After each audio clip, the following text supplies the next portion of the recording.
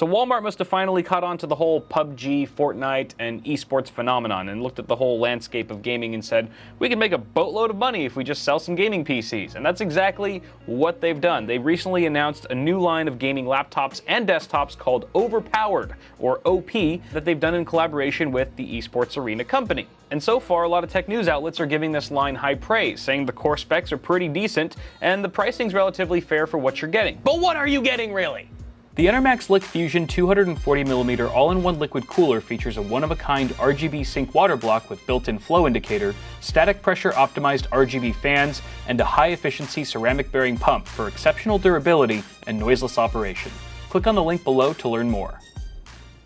Anyway though, I'm trying to stay optimistic with this whole gaming line thing, but at the same time, I don't want Walmart to follow suit with a lot of existing system integrators who sell very affordable pre-builts at the expense of cutting corners where they shouldn't, throwing dirt cheap cases into their systems, or really cheap power supplies that blow out in the first 6 months, just so that they can make their margins. And the last thing I want is a bunch of kids or adults going out and buying these systems because they're there and they're relatively affordable and they have all these really good core specs, and then finding out too late that they bought a junk rig. So yeah, I've seen how some SIs make their money. I don't agree with it fully, and I'm hoping that Walmart isn't going down the same path. I can't say for sure just yet, and there's still going to be a lot of questions that go unanswered in this video because we only have so much information to work with, but we're at least going to be looking at that information more closely today so we can infer some things about these systems. Now I'm going to save the gaming laptops for another video. We're only going to be taking a look at the gaming desktops, starting with the DTW1 at $1,399, DTW2 at $1,899, and the DTW3 at $2,099 US. You can see the cases look pretty identical and they each have a Core i7-8700 from Intel. This is a non-K SKU. You won't be able to do any CPU overclocking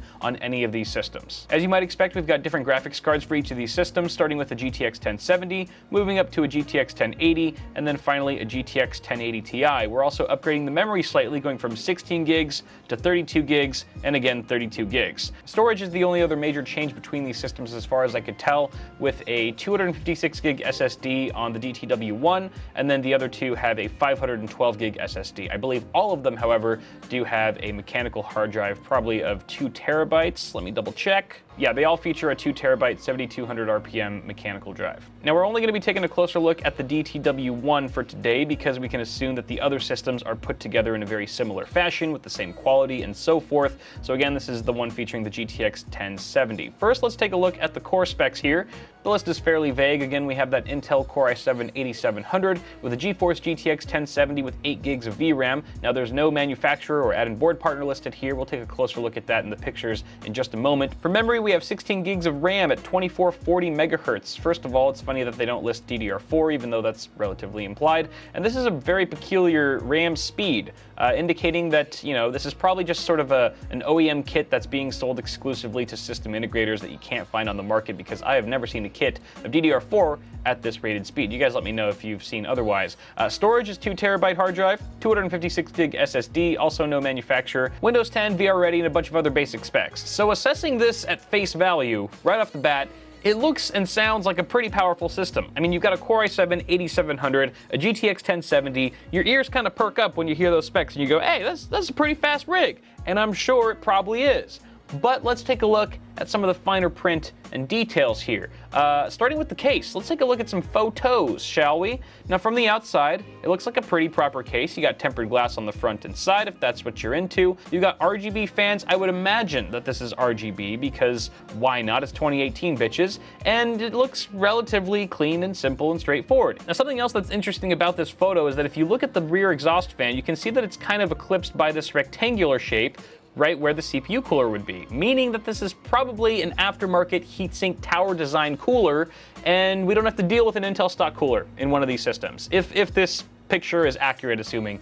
So that's good. That means we're going to see potentially lower temperatures and a better noise profile, at least for the cooling solution on our CPU.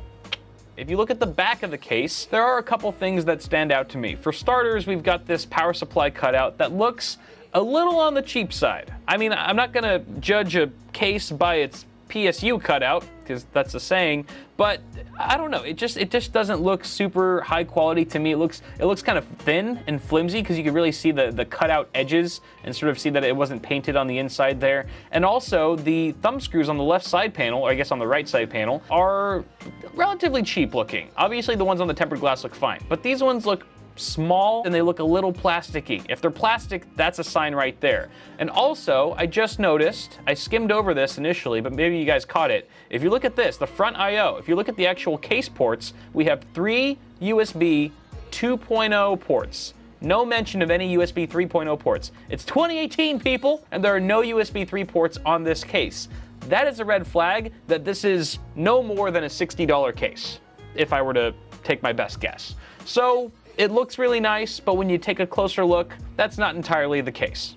Pun intended. Now, while we just learned some things about this case from looking at its behind, this picture also tells us some things about the other components in the system. For one, we've got this case fan that's included. Again, it's probably RGB, or even if it's not, who cares? It looks to be a 120mm fan. I don't see any red flags right off the bat. But to the left of that, we can see our motherboard's rear I/O, which gives us a couple warnings that this might be a budget option. For starters, we've got 2 PS2 ports, not even a combo port, just like one for mouse and one for keyboard. And we have a single D-sub VGA port. Not that you're going to need any video outs, most likely from your motherboard, because we've got a discrete GPU here, but even on budget boards, you typically see a DVI port there as well, maybe an HDMI, but no, you just get VGA D-sub, which again indicates that this is a relatively cheap board. And then I think the biggest indicator here that we're pretty entry level is 2 USB ports. Even some of the $60 or $70 B360 options have more than 2 USB 3 ports. So again, I'm not exactly sure what motherboard this is, but I have a pretty good idea of how much Walmart might have spent on it. Just below we see the rear I/O for our video card, which is evidently rocking a 2-slot design, and the reference video outputs for Pascal, a 3 DisplayPort, 1 HDMI, and 1 dual-link DVI. What really gave this card away as to what it might be, however, was seemingly the least important thing on this back panel, which is the ventilation slots. Based on this pattern, I was actually able to match it up with a Gigabyte card. The rear panel of the Gigabyte GTX 1070 WindForce OC model actually matches up perfectly with the rear panel here, and it's also the cheapest Gigabyte GTX 1070 currently on the market, leading me to believe that this is the card that we're seeing here. This is pretty good news if it's true, because Gigabyte is a reputable added board partner for graphics cards, and this card seems to have a relatively decent dual fan heatsink cooler on it, making this one of the more compelling components in this entire system. Moving along here, it looks like we actually have a PCIe expansion card for what looks to be USB 3.1 Type-C. It's hard to say if this is Gen 1 or Gen 2, but I would imagine Walmart installed this card because they knew that Type-C is becoming increasingly popular, and they wanted to put that on their spec list without having to upgrade to a much fancier and more expensive motherboard that would feature that port. So I suppose this is a much cheaper solution that still gets the job done. Now, something kind of interesting that I barely caught, I actually noticed it just moments before I started shooting this video, is if you look past this ventilation slot at the right, you can kind of see a silhouette of custom sleeved cables going to the graphics card. These are definitely PSU cables, and they're definitely custom because stock PSU cables don't bend and sort of curve this naturally or gracefully, which is kind of cool and makes sense too. If you're selling a system with a case that has tempered glass on the side panel, you'd want it to look relatively nice on the inside as well to sort of appeal to gamers and all that. So it makes sense. Spend another 20-30 bucks on your overhead, get some nice sleeved cables in there, and also below the cable you can kind of see a power supply shroud. You can kind of see the orange lighting reflecting off of whatever cheap steel is in there, but it's not too surprising to see a power supply basement inside of a cheap case these days because they're relatively inexpensive to integrate. So that's kind of interesting. And then finally, we've got our power supply. Let's talk about the PSU for a minute here. Like I said, a lot of system integrators are known to cut corners, specifically with their power supplies that blow out way sooner than gamers would like them to. So I can't really tell you much about this unit. You know, I can't tell you the wattage, the efficiency, if it's 80 plus certified or not. There are units that look this cheap from behind that are still 80 plus certified. So I can't just say immediately that it's not, but it remains to be seen what kind of wattage and efficiency we're actually going to be looking at here. For me, power supplies are literally the biggest concern with pre-builts because they have the potential to damage every other part in your system. They connect to everything, and if something were to go seriously south, you could be looking at a lot more than just a damaged PSU. So hopefully, whatever unit's in there, Walmart has chosen wisely. So what do we know for sure? We know that we've got an 8700 in here, which retails for $320 right now on Amazon and Newegg. We know that we have a GTX 1070, most likely something like a WindForce OC, which is also about $370 right now on Newegg.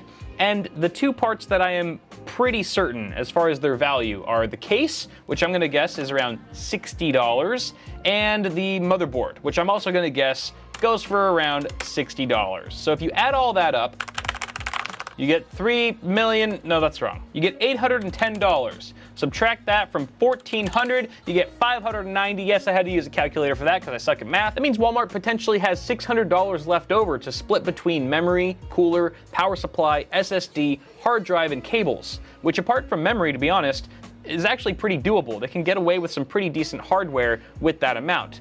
The problem is that they don't really have $600 left over to split between those parts because they have to skim some of it off the top for profit for themselves. When you buy a pre-built, some of the money goes to the person selling the system, and we just don't know how much Walmart is planning to skim off the top of these desktops in the first place. If they're aiming for a $300 profit, then they're only leaving you $300 left to split between the 6 components that I just rattled off, and in that case, it's gonna be a pretty bad build. You're gonna get a crap power supply, a crap SSD, and so forth. But until more details come to light, we just don't know. But that's all I got for now, guys. Let me know what you think about this in the comments below. Toss a like on this video if you enjoyed it, and get subscribed for more tech stuff coming at you really soon. Guys, thanks for tuning into this one. Have a good one, and I'll see y'all in the next video.